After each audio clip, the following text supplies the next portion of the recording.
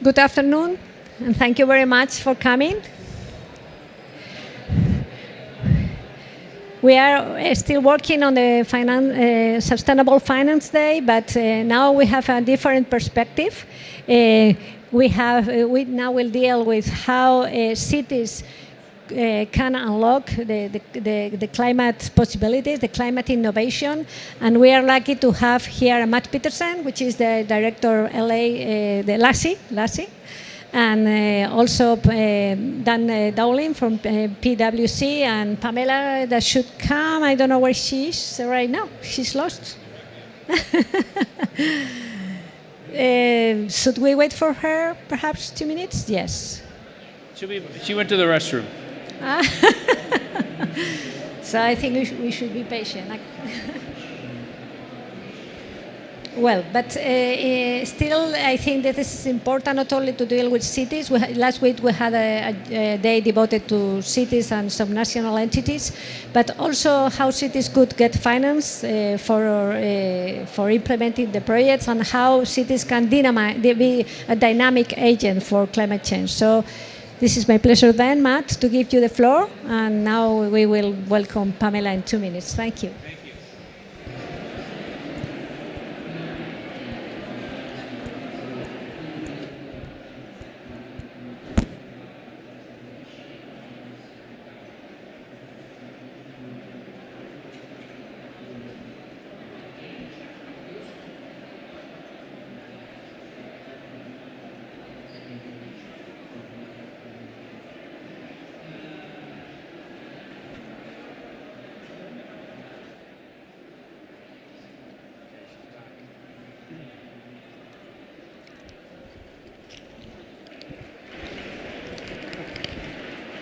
You did it. Yay. I'm live. Hot mic. Shall we start? Well, first, my name is Matt Peterson, the CEO of Los Angeles Clean Tech Incubator, and I want to start by thanking Alicia and all of her team here. It's incredible what you've pulled off in short notice when President Sanchez and the government of Spain decided to host this COP with Chile, as well as organize this pavilion, let alone. And thank you for responding so quickly to our request to host this session today. I was fortunate, and the reason why we're hosting this session here isn't just because of Spain's great leadership and their focus on cities and sustainable finance, but I was fortunate to host President Sanchez and Begoña Sanchez here at our campus in Los Angeles a year ago. We hosted the President and First Lady of Spain to show them how we were accelerating clean tech innovation in Los Angeles through our unique city partnership that our organization has, where we help startups accelerate their climate action by piloting technologies with the city and through the utility of the Department of Water and Power. We work through partnerships, through market transformation. We created a transportation electrification partnership to accelerate transportation, electrification, and zero emissions goods movement. And then we work with communities to bring in leaders from the community who are underrepresented in the green economy, in the workforce, as well as the entrepreneurs. So we work through those three strategies by prioritizing mobility, clean energy, and the circular economy. So that's a brief overview of my organization. And so when we had President Sanchez at our campus, he was, I think, inspired by the innovation he saw, came back, and I understand introduced the law to get to 100% clean energy here in Spain. We hope it was somewhat inspired by what he learned in California and in Los Angeles, but we're really glad to be with you here today. And we're here to talk about how do we help cities meet their climate ambition. So we've had cities set very ambitious goals to keep to 1.5 degrees by 2020 and other targets into the future. So how do they achieve those targets? Well, we're here to talk about how we can accelerate climate action through startup and corporate innovation. So as I talked about, our organization is working with startups like Ampere, which is creating an electric airplane to replace fossil fuel engines in airplanes. We have startups helping make it easier to buy solar for your home. We have other startups working on compostable and recyclable products, how to reduce the waste in the economy. So again, how do we create those startups that are providing our citizens those solutions? And now we're bringing in, with our state legislative partners, we have my friend Felicia Marcus is here, who worked for Governor Brown for many years and leading the fight on water and other roles in the past on energy and other issues. We worked with the state to figure out how to bring dollars to pilot technologies in low-income neighborhoods where you don't see scooters in the morning, or you don't see electric vehicles. So how do we provide them the mobility services that are zero emissions? So those are the tools we've been thinking about in our unique public-private partnership. And now this research and this report and our partnership with C40 begins to show how we can accelerate that climate action, how we can empower entrepreneurs, and how we can really move with ambition towards the future. Quick table setting. So why did we embark on this research with C40? I was Mayor Garcetti's first Chief Sustainability Officer. Mayor Garcetti, Eric Garcetti, was elected in 2013 as Mayor of Los Angeles. Made me the first CSO. We worked together to create the Sustainable City Plan in Los Angeles, setting ambitious targets, of course, around carbon. We have set goals to help empower Lacey, our city's clean tech incubator, to figure out how we can make these moves possible while creating jobs in our city. But I also realized how hard it is for cities to work with startups. We have procurement rules in place to protect the citizens and the taxpayer money. But those procurement rules make it really hard sometimes to innovate. How do you take a technology, whether it's from a startup or an existing corporation, and pilot those technologies? And if it works, scale it. It's not so easy working with the existing procurement system. So we look for ways to do what I call procurement hacks.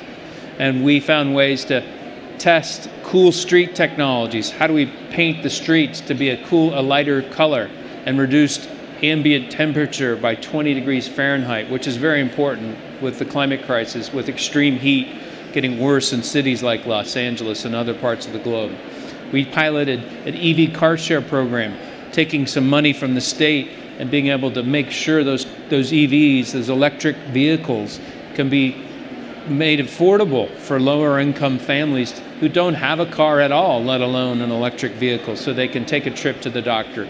And we found other ways to work with startup technologies in our city. So that was not easy. And so then when I came to help startups as the CEO of the Los Angeles Clean Tech Incubator, I saw the other side, how hard it is for startups to work with cities.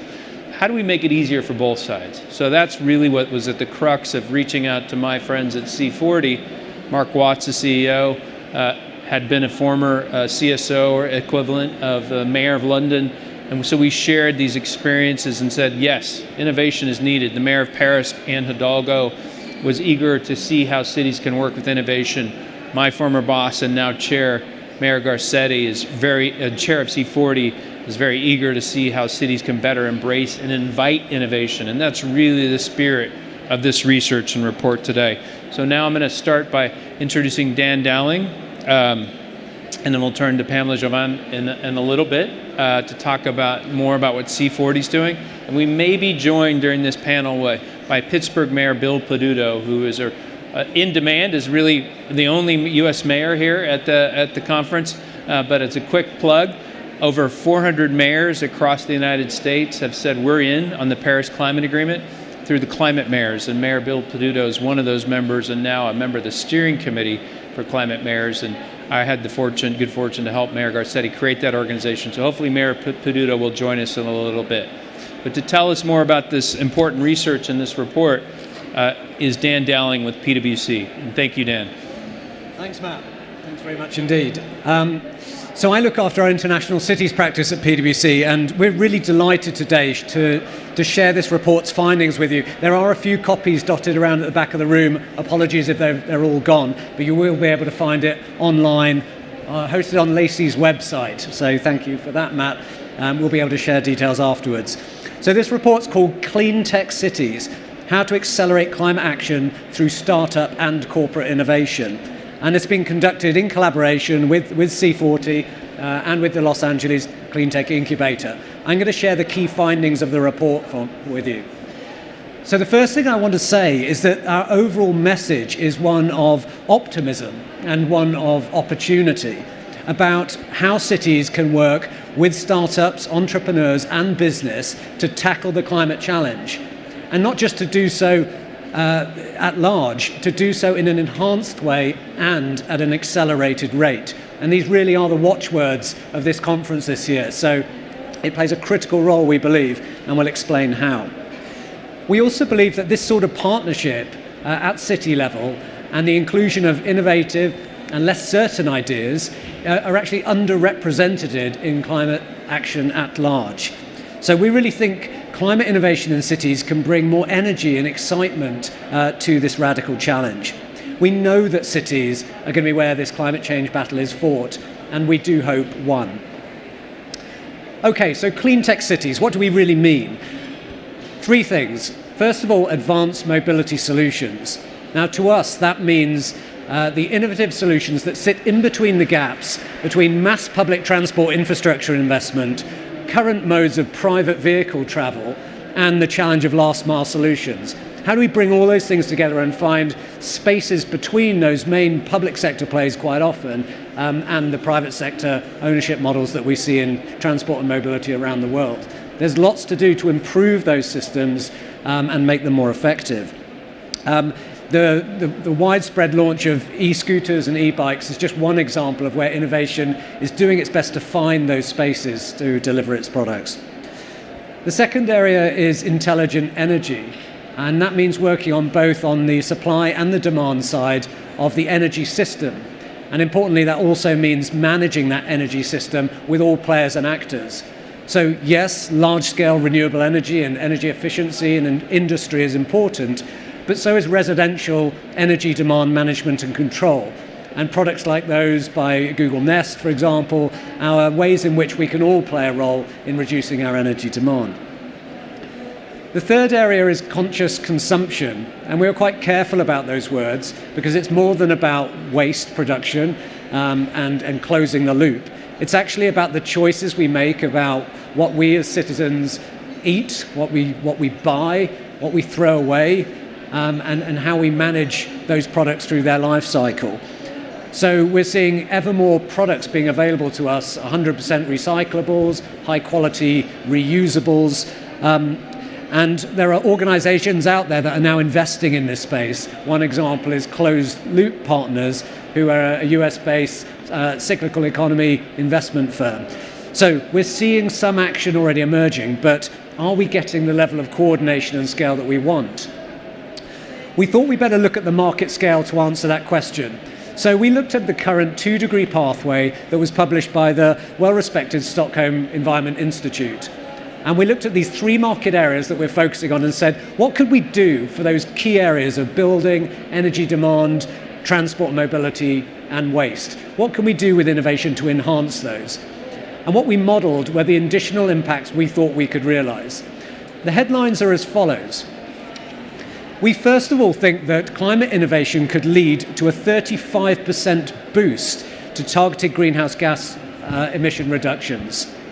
This would move us from, broadly speaking, a 2-degree target pathway to a 1.5-degree pathway.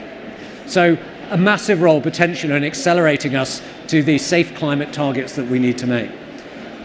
Now, this is a sustainable finance event as well, and we ask ourselves, how do we pay for all of this? Well, what's good news and good business is that this also represents a $5 trillion opportunity, which can largely be privately financed.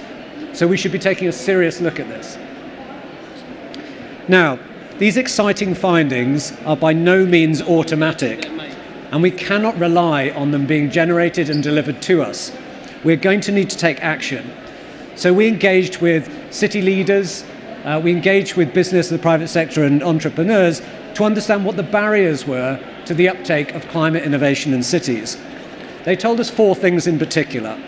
Firstly, that the ecosystem of support is nascent and disorganized. So those acting are unable to understand what the policy frameworks are and how to engage with local government. Secondly, there was a lack of recognition of the specific needs of clean tech investment and piloting. This often requires some capital investment up front, unlike digital tech startups, and also requires some more patience for investments around yields and timescales for those returns. Thirdly, the procurement systems that exist are not always fit for purpose and don't allow data and IP issues to be fully expressed through those collaborations between the public and private sector. And fourth, the commercial scaling environment was not thought adequate, not necessarily in its scale, but in its appropriateness and its operational delivery. And some of the dockless bike schemes that we've seen have demonstrated how this innovation also does need to be managed and isn't always financially sustainable. Each startup, each innovator tends to have their own story. But what we learned is that there are some policy and other enablers that can help overcome some of these barriers. And again, I'll summarize in very general terms to say that for government and affiliated entities, such as transport entities and energy regulators, there needs to be work on not only those procurement systems, but also on the data and IP constructs by which they operate. Those enabling environments will allow greater levels of innovation to flourish, and it may require some additional risk-taking by all parties, and we need to begin to get comfortable with that. For growth businesses, so for the innovators themselves, they need access to a wide range of support, be that financial, legal, technical, and peer-to-peer networks that enable them to incubate and accelerate through the life cycle. Thirdly, the market dynamics need some assistance. The identity, the clarity of messaging, and the ability of actors to work with another is not always effective at city level, and it is not clear who will step in and help play that role to bring all aspects together. So to wrap up, if we try to bring together the urgent climate challenge, the exciting market opportunity for a 35% boost in greenhouse gas emission reduction in cities, plus a $5 trillion investment opportunity, set against the barriers and enablers I just discussed, what do we need to do? We have three broad recommendations. The first is to put in place a system of support that helps and inspires city governments to be bolder in creating the policy frameworks and encouraging the actions that are required by the private sector in a fair and reasonable way that is just, protecting the rights of citizens and of communities, and also competition and local government outcomes. C40 have been very effective as a peer-to-peer network, helping cities to inspire others, and we think there is space to extend that role. Secondly, we need to help those innovation ecosystems at city level be more creative and additional in the way that they bring the network of organizations together and really help to foster an environment of creative innovation and the scaling of ambitious business ideas. It's no coincidence at all that LACIA take a leading role in this initiative as an organization that has worked out a good recipe for how that can work within Los Angeles. Finally, though, we also think we really need to double down on this idea of building a global identity and a global champion that helps us understand and articulate the messages of the opportunity that we've described today, and to help act as a clearinghouse for ideas, as a connector between cities, and also as a promoter of the investment opportunities and accessing the financial markets and others that have limited time to engage with their many opportunities and agendas. If we can act on all three of these agendas, I think we can really accelerate this action on climate change, bringing in the private sector and mainstreaming those efforts through climate action. So the call to action is to really ask us, that is local and national governments, that is business, academics, NGOs, all of us that can play a role, including citizens, to get behind this. Thank you very much. Thank you, Dan.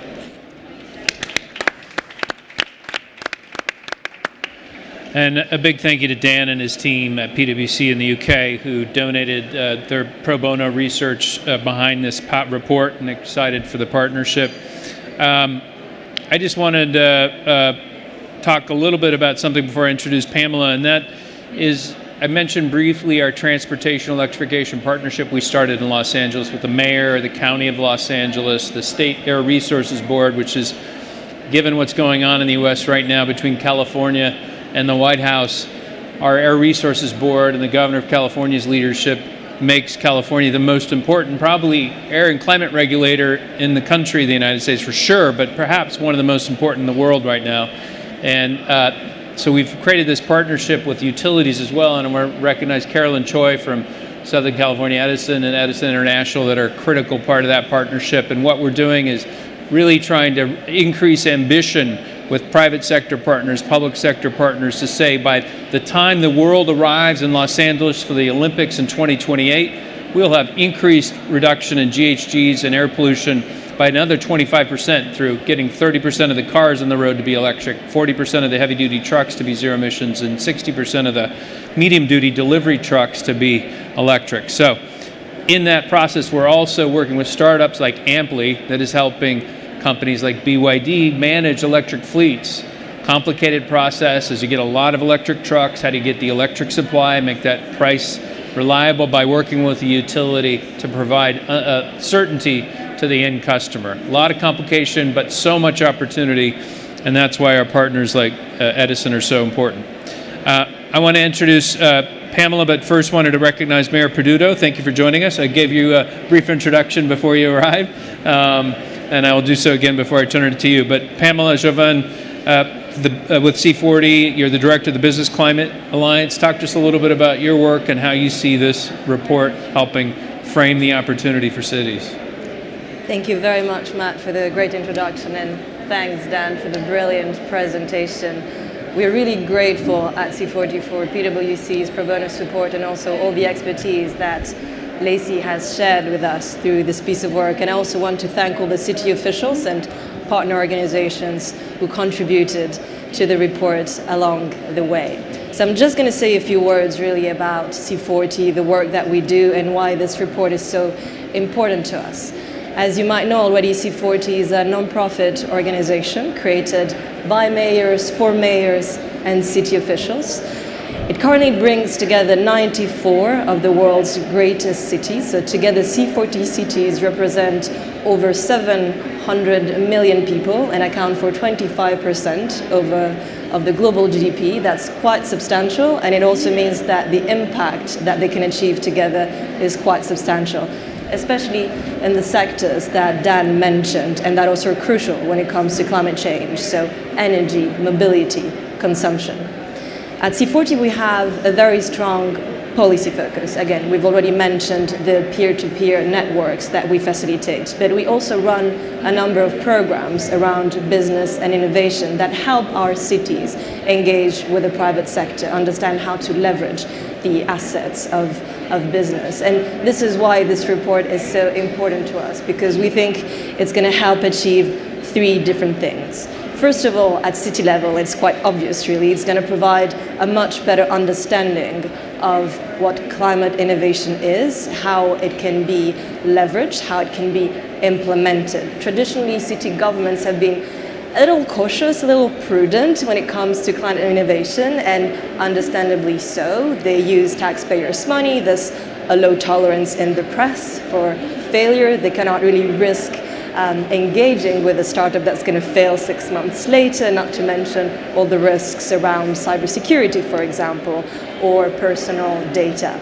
But with this report and the framework it provides, very detailed, very clear, Dan and team have identified 28 tools that city governments could develop or support, 7 enablers also that they can look at. We think that this is really going to pave the way for city governments to adopt climate innovation. It's also going to help them mitigate the risks and engage other stakeholders in the ecosystem that can help. And I guess this is a good segue into my second point, and the second thing we hope this report is going to achieve, and it's the fact that we hope is going to help reach other key players in the climate innovation ecosystem, from big businesses to small startups to intermediaries, accelerators, all the stakeholders in the ecosystem whose contribution is absolutely crucial for cities to meet the challenges of the climate emergency. And last but not least, this report is actually going to be instrumental in helping us evolve our strategy at C40. Until now, our strategy has been very much guided by Deadline 2020, which is a commitment that over 100 cities, so not only C40 cities, but 108 cities have signed up to, which is about developing and starting to implement climate action plans in line with the Paris Agreement, and most importantly, the 1.5 goal of the Paris Agreement by 2020. So this is a very important milestone for us. But going forward for the next decade of action, we've also developed a number of declarations that our cities are now signing up to. And they focus, again, on the most important sectors when it comes to climate innovation, from food to waste, buildings, energy, transport. And we're fully aware that in order to meet the targets that have been detailed in these declarations, our cities are going to need climate innovation. So we're going to work really hard going forward to integrate all the learnings, all the takeaways from this report into the programs that we run for cities and businesses. This includes, obviously, the City Business Climate Alliance, which is a joint effort of C40, CDP, and WBCSD, but also other programs that we have, such as the Tech Challenge that we run for women entrepreneurs. We also have a program which is about empowering cities with data, making sure that they have the right data management frameworks in place. We also have the City Solutions Platform, which is a co-creation mechanism that allows cities and solution providers to come together at an early stage to ensure that they co-create the right solutions to the climate challenges that cities are facing. And the last thing that I wanted to say is, obviously, as you all know, climate change is not solely an environmental challenge. It's also inextricably linked to social and economic inequalities. And so we realize that clean tech and climate innovation are absolutely crucial in meeting the environmental challenge that we have, but at C40 we really want to make sure that the way it's deployed on the ground also meets the objective of the Global Green New Deal, which we have launched with our new chair, who we've already mentioned, Mayor Eric Garcetti of Los Angeles. And that means that we're going to make sure that by doing so, we really put inclusive climate action at the center of all decisions that are going to be made at city level. Thank you, Pamela. Appreciate it. One of the things Alicia reminded me today is about sustainable finance, and she asked me to frame some of that, and Dan talked about that for a second. But one of the things we've done in Los Angeles is find other dollars to de-risk the innovation we're trying to put in place. In our case, the city has used my nonprofit that I run as an intermediary, and we've gone and got state dollars and philanthropic dollars that can put into not what we call non-dilutive equity into startups by piloting technologies, and then help the city be able to see the benefits of those solutions, and then make it easier when they're ready to scale, once they've identified the solution that works best to meet the challenge that they're trying to address, and be able to scale that through more traditional procurement platforms. But there's a lot of ways you can find the ways to do that. Cities can sometimes do that with their own resources. But I think the thing that I want to say when introducing Mayor Peduto is, not only has Pittsburgh played a historic role in the economy of the United States, not only have cities have also struggled in more recent times of innovation happening to them. And we saw that with rideshare, certainly with Uber coming to cities and many cities struggling with rules. Scooters, cities were a little more prepared for. That innovation happened so much quicker even than rideshare, mostly for the good. We saw the GHG reductions. We saw the innovation represented in the report. But Mayor Peduto, I know you're a mayor that also wants to shape the future.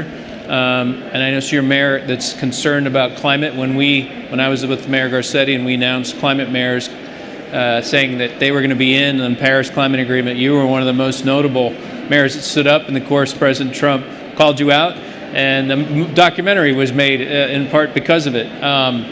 So you're now, I think, a member of the steering committee for climate mayors and have been long a champion. Love for you to share some of your experiences and thoughts about the way forward in terms of cities and in clean tech innovation. Well, I got called up from the minor leagues around lunchtime to be on this panel, so I can't speak directly to the report. I can speak to the information that was given and then looking at it through a geopolitical lens. So what does this report mean to the Rust Belt? What does it mean to Appalachia? What does it mean to the areas that have been left behind in a new economy and that are struggling to try and find what their identity is. Pittsburgh was the home of steel. Before it was steel, it was iron. Before iron, it was glass. We built America. We built every bridge, every skyscraper throughout our country. And during that same time, we created air that was poisonous to breathe, water that you couldn't drink, and the greatest disparity between the workers who worked in the mines and the mills and the factories and those that owned and operated them. And we set out to solve that problem. We created the first Clean Air Act in American history, 20 years before Congress would ever bring it up. We worked together in public-private partnership to clean our water. And in the process of building America, we organized in the factories and in the mines and in the mills, and we created the middle class. And things went well until 1970s. By 1970s, though, something else happened. That smoky city, that industrial city, had grown to become the third largest corporate center in the United States. New York, Chicago, Pittsburgh. And then the industry died. In 1979, the steel industry collapsed. We had nothing. We had lost more people than New Orleans lost after Katrina. We had a debt ratio because we didn't have a tax base where over one out of every $5 went into paying off debt, higher than when New York City went bankrupt. And our unemployment after everybody left was higher than during the Great Depression. And we went through the 80s and the 90s not knowing what our future would be. Well, Pittsburgh is back. And it's not steel, it's innovation that is our core industry. We have 5 different companies right now on our streets testing autonomous vehicles. We've become one of the world's leaders in artificial intelligence. We're Microsoft, Google, Intel, Tata, Bosch, Disney, Oculus, Facebook. Everybody has a research center now in the city of Pittsburgh. And we have been able to change our economy throughout the state of Pennsylvania from one that is where oil was discovered, where coal was discovered, and we're sitting on one of the biggest basins of shale. And now we have more people employed in clean and green energy than in gas, oil, and coal combined. In Allegheny County, where Pittsburgh is leading the way, not Philadelphia.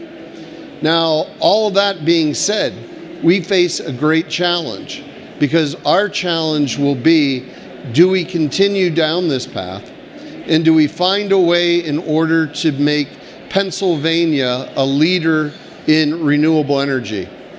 Or do we go back to our past? And right now we're being challenged. The petrochemical industry has targeted us as where they want to be able to frack and crack. So we have one cracker plant that is being built right now, $6 billion, 6,000 workers working to build it, 35 miles away from my city. And the amount of carbon that it will let out on an annual basis will eliminate all of the work that we have done to meet our 2030 plans. In fact, it will exceed it. It will account for the equivalent of 450,000 cars per year being added to our roads. And that's just one. And not only that, but we will have to have 1,000 19-acre frac pads added into our community every year to supply the liquid gas they need. Now that's just one. They want 7. And how am I supposed to work to bring the talent, to bring the software engine optimization engineer from Europe to move with his family to Pittsburgh? And why can't we learn from the mistakes of our recent past and see this as a boom-bust industry? We have zero public health impact statement, and the federal government isn't pursuing it. We have no environmental impact statement, and the EPA is rolling back the Clean Air Act and the Clean Water Act. And we have no economic impact in the opportunity costs of the companies that have chosen to come to Pittsburgh and whether or not they will stay. But yet we're moving straight forward. Now this is where it gets political, because in this report it talks about the importance in looking at options of green energy, of being able to invest and understanding that there's $5 trillion on the table and it's going to be built somewhere. Why can't it be built in America? Because right now in Pennsylvania, in Ohio, in Michigan, in Wisconsin, in the swing states that will decide the next president, Democrats are supporting the build out of petrochemical over green energy. And the workers that work there feel that those that are pursuing an environmental agenda are working directly against them and the jobs that are being created. And there is no discussion that's happening, just a division.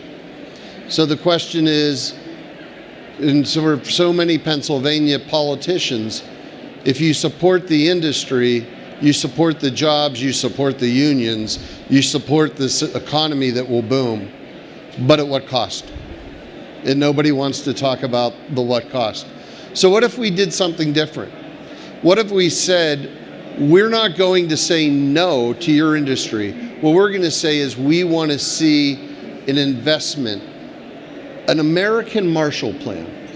A Marshall Plan that recognizes exactly where the areas are that have been left behind in the new economy, and we are going to invest. And we'll invest in clean technology. We'll invest in green technology. We'll invest in green transportation. We'll invest in all of these different areas where right now we are behind the rest of the world. So instead of the wind turbines that are being built in Europe, American Steel will build wind turbines in Pennsylvania and will assemble them in West Virginia. Instead of solar panels that are being built in China and assembled in India, we'll be able to manufacture solar panels in Ohio and assemble them in Indiana. And instead of 95% of all the electric buses on the street today, which are being built in China, we're going to build them into Detroit.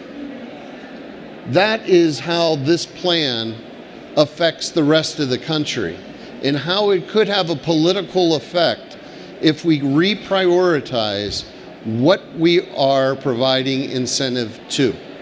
We penalize what is bad, we incentivize what is good.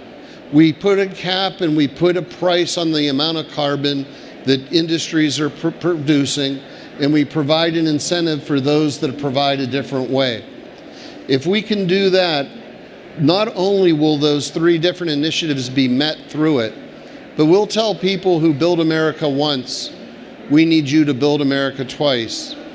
We'll be able to win hearts and minds that right now are not with us, and be able at that same time to be able to affect America's place in our responsibility of lowering our carbon footprint, and be a leader in showing the rest of the world in these areas that have been left behind, in these post-industrial wastelands.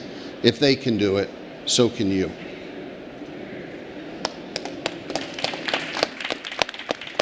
Thank you, Mayor Peduto. I've spent some time in Pittsburgh, but more a little in Youngstown, Ohio, not far from Pittsburgh, where I became friends with Tim Ryan and the former mayor of Youngstown. And I know firsthand what you're talking about, how they view these issues. And I think your plan and your approach to this is not only bold, but the right one. So thank you for your leadership. I wanted to open up. We have a few minutes remaining. We can take some questions from the audience and then wrap up by 5. Any questions? If not, I'll ask one myself. Yes.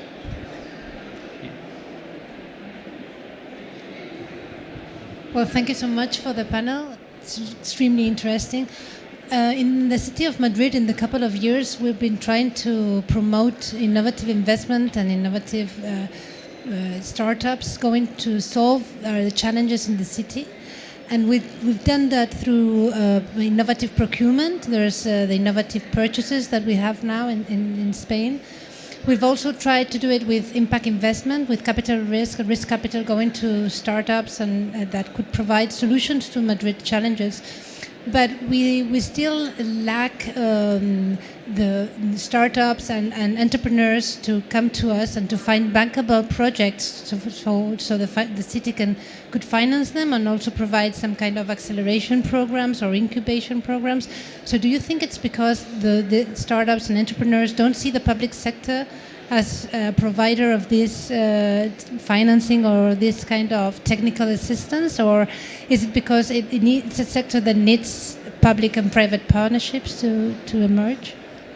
I can speak to Los Angeles, and the other panelists can jump in if they have another perspective. I think for startup entrepreneurs that have tried to work with cities, they know how hard it is. Procurement processes are a long time. It may be, if you've got a limited runway, a limited staff, and you've raised a little money from your friends and family in a seed round, you may not have the ability, let alone the patience and the fortitude, to be able to work through a procurement process. But if you're doing things like providing non-dilutive capital grants, basically, to pilot technologies, then it could be just a barrier between getting that word out so that it's safer for entrepreneurs to take that risk with you because you're willing to take that risk.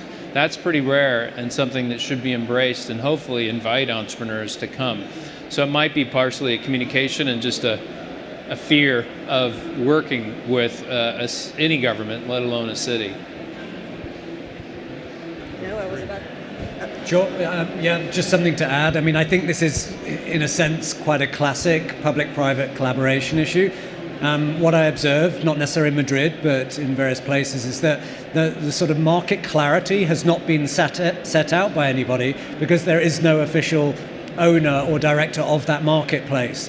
And until, whether it's a collaboration or whether the city itself can do this, until somebody sets out a long-term, low-risk investment opportunity, it is going to be hard even for the innovators or the corporates to kind of shift their investment practices and feel confident that when they play in that space, they at least have a reasonable chance of obtaining the return that they're looking for. It's not about guaranteeing it. Nobody's asking for that. But I think the idea of just experimenting isn't going to mobilize the sort of capital that we need to finance these. We need to set out some longer-term market signals with reasonable contribution from the public sector and then ask the private sector to come and do their bit too. So I think it's a little bit about that ownership, that identity, and that champion for bringing more clarity to the space. But it starts with demonstration. I think that's something that's very tangible, and so I think both have an important role to play. Yeah, I just wanted to add, if this works, yes, that this seems to be very much linked to the first recommendation I think you provide in the report, which is the responsibility that cities have to create this enabling environment for startups. So hopefully you'll find some inspiration in there with all the tools that Dan and team have identified, which maybe you can add to the portfolio of activities that you're already rolling out. Yeah, I think Mayor Peduto talked about the innovation that's happening in Pittsburgh, and one of the reasons it's happening there, and we're trying to do a better job in Los Angeles, is working with research universities. You have some of the best in the world. We have some of the best in the world. We've been less proactive about working with those research universities. A place like Los Angeles is such a large metropolitan area that it's hard sometimes to get a sense of the center of gravity and who to work with, whether you're a university or an entrepreneur or a city or whatever it might be. There's 10 million people in our county, let alone the 4 million people in the city of Los Angeles. So research universities can also be good anchors because you can sometimes draw those innovations out of the labs, but those professors and those PhD students aren't so good about commercializing their technology. So you need somebody to get in there and help draw them out.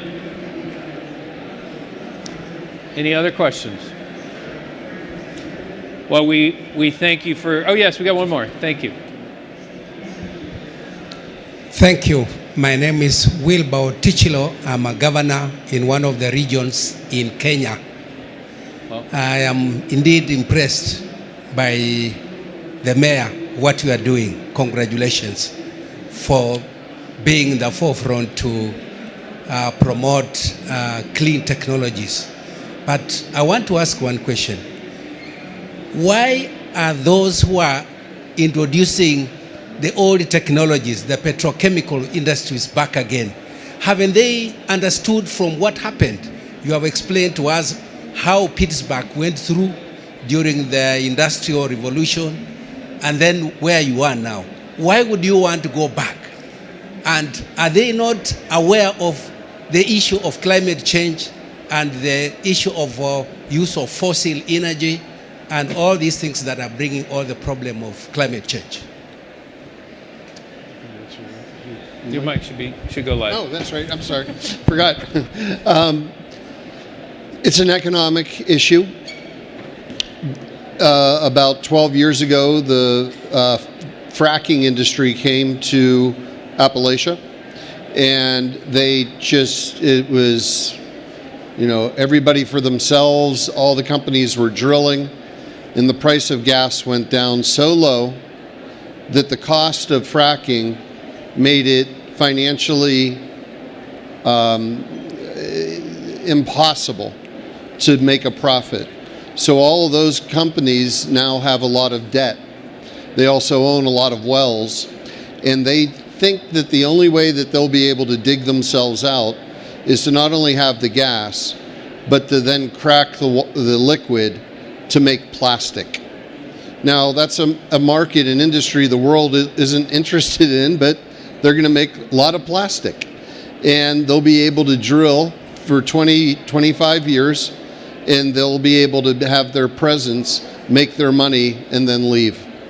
And unfortunately, it comes down to that. There is no calculation on will it cause birth defects, or will children have cancer, or will elderly people have respiratory problems. There's no consideration on what it means to the environment or what we're all doing to lower our carbon footprint while they're throwing all of this benzene and methane and formaldehyde into the air.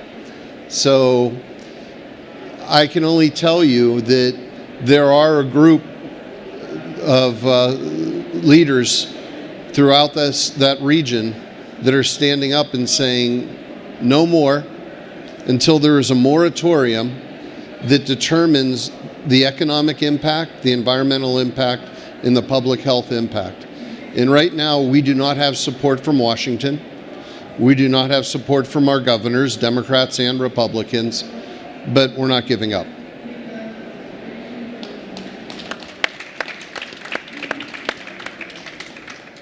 Well, we want to thank you for being with us. I want to thank our panel. I want to thank the mayor for joining us at the last minute. Appreciate you doing so, and for your leadership. I think what's going on in Pittsburgh, and has been for some time, has really been at the forefront of the rights of nature and really thinking about those short-term considerations and the long-term costs.